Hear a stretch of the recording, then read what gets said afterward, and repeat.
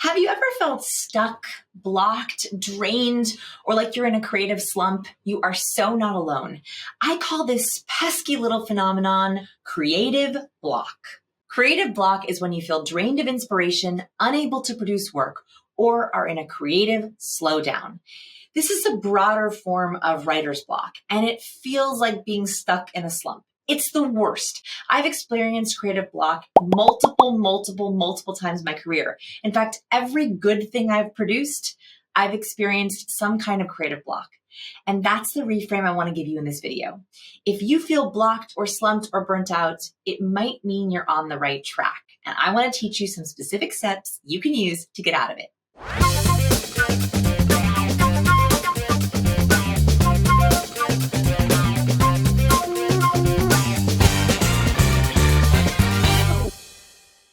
Step number 1, stop fighting the block. Every time you try to fight the block, it puts you in a kind of death spiral. This happens to me with worry sometime, where I get worried, and then I worry that I'm worried, and then I get even more worried that I'm so worried, and then I'm just worrying because I'm worrying. Right? This is exactly the same thing that happens in creative block. You're feeling blocked, and then you get upset that you're blocked, which makes you even more blocked, which makes you even more blocked that you're blocked. And then you're just blocked, right? So I want you to get out of the death spiral. And the very first way that we do this is stop judging your spiral. It is good to be in creative block. I think that people who face creative block means they're challenging themselves. It means they're getting out of their comfort zone. It means they're creating something important or tough or hard to do. And guess what? If you're in creative block, it means you're in good company. The best of the best writers and creators have experienced creative block. It's a mark of success. J.K. Rowling, Malcolm Gladwell, Virginia Woolf, they all experience creative block. It means you're on to something big. So instead of feeling block and getting angry at yourself or judging yourself, I want you to do the opposite. The best way to stop the block is to actually say, this must mean that I'm doing something good. I'm on the right track. Step number 2, know your boosters. When are you most creative, strategic? When are you on your A game? Creative boosters help get you into that place. They could be activities, things, people, places. They could also be rhythms, like times of day. For example, I've noticed that I'm my most creative self in the morning with a big cup of coffee and French rap music. I don't know why, but I've written all my best things with French rap music. I think that somehow not hearing the words helps me come up with my own words, and there's like a nice beat. I know those are my creative boosters. I want you to think about, what are your creative boosters? What gets you going? So first, think about time. What time of the day is best for you? Are you a night owl, a night creator, or a morning person? Next, I want you to think about what activities or things trigger you. For example, are you best right after a big favorite meal? Are you best on a light cup of coffee? I know for me, it's really helpful if I've just gone on a long walk, or if I can break up my working day or my writing day with lots of different walks. I want you to get really specific about what activities give you energy. When do you feel like your best self? Another thing that I use to get unblocked is I have specific triggers that help loosen up my tension. I think that blocks come from some kind of creative or inner tension. So for one thing that I do, it's called bookspiration. And when I begin to write or I hit a block, I think about books that I can use to get me out of block. So for example, if I know that I want to be in a scientific mood, I'll pull out some of my favorite science books like Influence by Cialdini. Or if I know that I want to be a little funny, I'll pull out one of my improv books or one of my funny books. Or if I know that I want to get really good at stories, I'll pull out one of my classics by Dale Carnegie. That's called bookspirations. One thing you can do is think about other authors, role models, YouTubers that get you inspired, and put that inspiration off to the side so that you can make sure that you can use them as triggers if you feel blocked. Step number 3, know your blockers. We can't talk about boosters without talking about blockers. So the next thing I want you to think about is, what blocks you? What triggers your block? One of the best ways to get out of blocks is to make sure you're not accidentally triggering it in the first place or removing those blocks. For example, everything good I've ever done, I've done in slippers. And that's because I know that the more fancy I'm dressed, the more blocked I am. I want you to think about what times of day block you, what people block you, what activities block you. Another one that I discovered is that phone calls block me. I know that sounds crazy, but when I know that I have a phone call or a video call coming up, I get in my head about that and I can't focus my writing. So I changed my schedule. So I do all of my calls on Tuesdays and Thursdays, and Monday, Wednesday, Fridays are my deep work, my creative days, my writing days. So I want you to think about timing triggers, blockers that drain you, that you've noticed are a pattern around your block, and see if you can remove them or prevent them from blocking you in the future. Step number 4, start with excitement. Here are the 3 biggest causes of creative block: a blank page, an opening line, the start.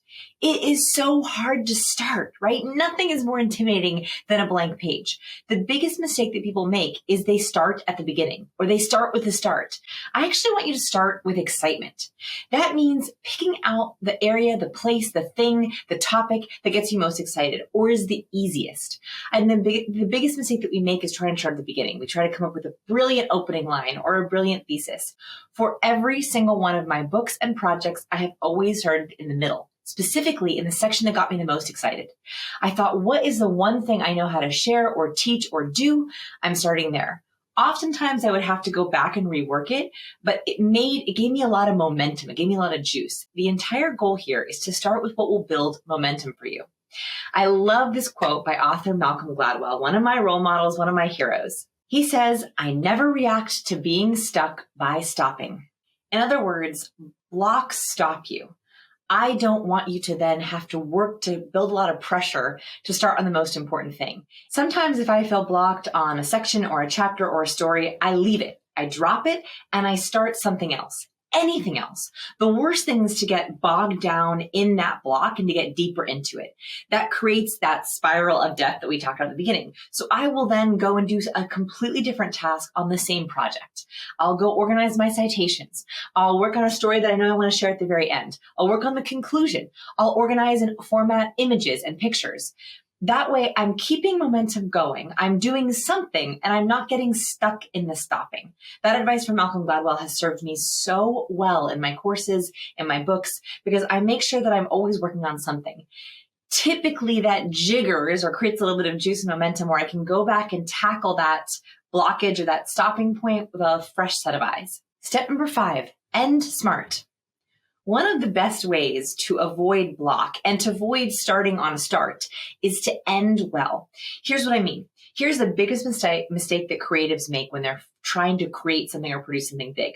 They finish a section or a chapter and they end their day on that chapter. They literally say, okay, today I'm going to get section 2 done, or today I'm going to finish chapter 5.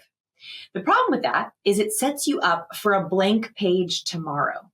So what used to happen to me is I would set a goal of writing chapter 1 or section 2 or lesson 3 in a course or a book. And I would work and work and work until 8 p.m. at night, just getting that section done. I wanted to be finished for the night. Well, then the next day I had a blank page again. If I had just finished chapter 5, I then had to start chapter 6. And then I would create blocks for myself because I had just lost all the momentum from the day before. And now I was starting with a blank page. What I want you to instead do, and this is such a weird tip, but it works. It's carried me through all of my books and courses, is I want you to end in the middle. So never finish a section, never even finish a sentence. I end all of my writing days, all of my creative days, all my deep work days right in the middle of a sentence, a project, a line, a slide. And make it so that I know that when I come back to it, I know exactly how to finish that phrase, that sentence, that slide. That way, the next day, I'm not starting with a blank page. I'm starting off with the end of a sentence. I literally want to show you how this works. So this is sneak peek of the original draft of Cues. So secret, this is the original manuscript for Cues. And what I would do is as I was working on chapters, like here's chapter 6, I would be writing the chapter, and instead of finishing the section or the intro to chapter 6, I would end in the middle of a sentence. So 8 years later, Armstrong finally admitted to, the next morning when I pick it back up, I know exactly his massive undercover doping scheme.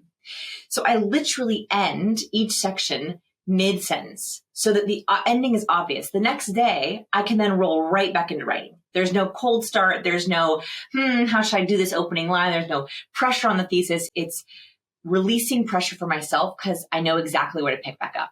So one of the ways that you can prevent a block from happening, prevent a hard start, is to end in the middle.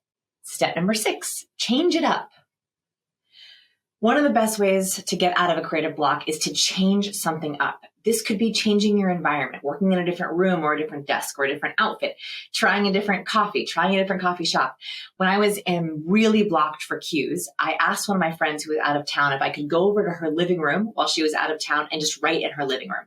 Just a change of scenery, different mug, different cup, different coffee table, different chair, different environment, different view. It immediately resets some of that blocked feeling. When you go to the same chair, the same desk day after day, it can reinforce that feeling of being stuck or in a rut. So change up something physical in your environment, what music you're listening to, what smells you have. The more you can change it up, the more it will help you feel your brain access a different part of your creative juices. Step number 7, pretend. This is probably the weirdest tip I'm going to give you, but it really helps with getting out of your head. So I am a recovering awkward person. I struggle with anxiety and neuroticism. And one way that I've learned to get out of my anxiety spirals is to pretend that I'm either someone else, channeling someone else, or I'm writing to someone else. So here's something you can do. You can keep these in your back pocket. Here are 3 different pretend prompts that you can use to create or write. So depending on what your creative project is, painting, writing, sculpting, you can fill in the blank with these. But these really help you get out of criticizing yourself. If you're like me, criticize yourself, getting out of analyzing yourself and trying to channel a different part of your brain. So try these. Pretend you are your role model doing this exact same project. So one set of researchers decided to tell students to channel Steve Jobs while he delivered a presentation. And they found that when students channeled Steve Jobs, they were more confident, they had more courage, they were more charismatic, they used different nonverbal. It literally shook them up into being a more confident version of themselves. So think about, what would your role model do in this project? How would they tackle this block? How would they tackle what you're trying to think about? Literally try to channel them. That accesses a different part of your brain out of the way that you're normally thinking into the way that they could think. It also broadens your imagination, gets you thinking more strategically and creatively. So it's a really great prompt of channeling whoever your role model might be for the project you're working on. Next, pretend you're writing an email or creating something for a friend. So one thing that I really struggle with when I'm writing books is I think of all the people who could read it and how I want to help them and I want to impress them and I want to make sure that it's a life-changing book. That's a ton of pressure. There is no way that I can be creative when I'm trying to write for all the thousands of people, when I'm trying to change lives. It's really hard to be creative and strategic when you're trying to change lives. So one thing that I've done whenever I hit block is I've taken the section that I'm working on, or I've taken a part of the course I'm working on, and I pretend I'm explaining it to a friend. I literally open up an email, I put subject chapter 6, and then I'm like, "Dear Sarah," I think of the actual friend that I would want to explain this to. And I'm like, "Here's the concept, bare bones basics. Here's the stories. Here's how I would share it." It is amazing how just the process of trying to explain or show something to a friend takes all the pressure off. It gets my creative juices flowing. It removes my block. And it also helps me think differently about the problem. Most of the chapters in Cues and Captivate have been written originally in an email to a friend. That's also, I think, one of the surprises that came out with Captivate is when I came out with Captivate, I had so many amazing people who wrote in and told me that they felt like I was talking to them. They felt like we were best friends. I was like, that is the greatest compliment that anyone could give, because what they didn't realize is a lot of the chapters were written for my best friend in an email that I literally got to copy and paste into my manuscript. So think about pretending. What would you say to a friend? How would you show this to a friend?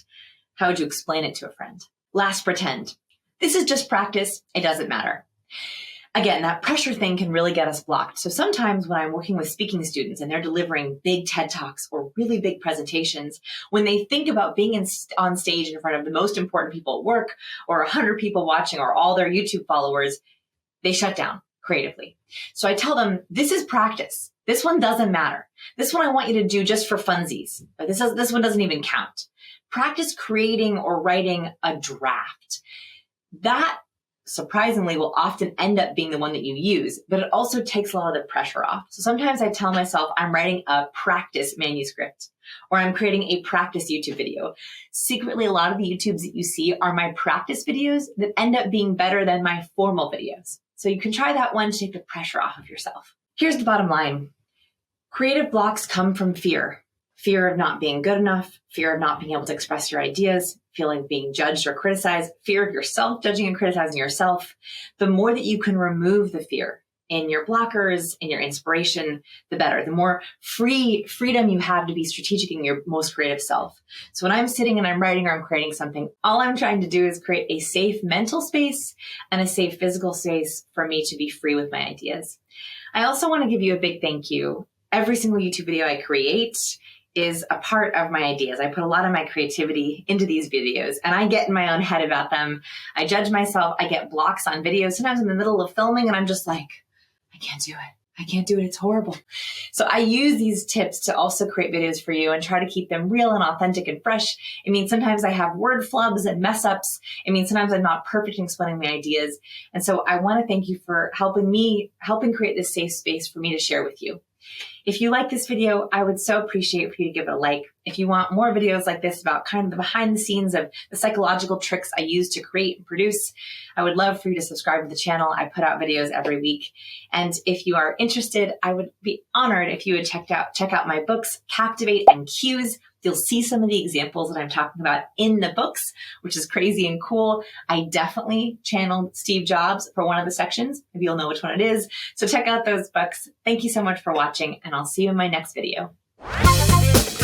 Don't forget to check out all of these goodies.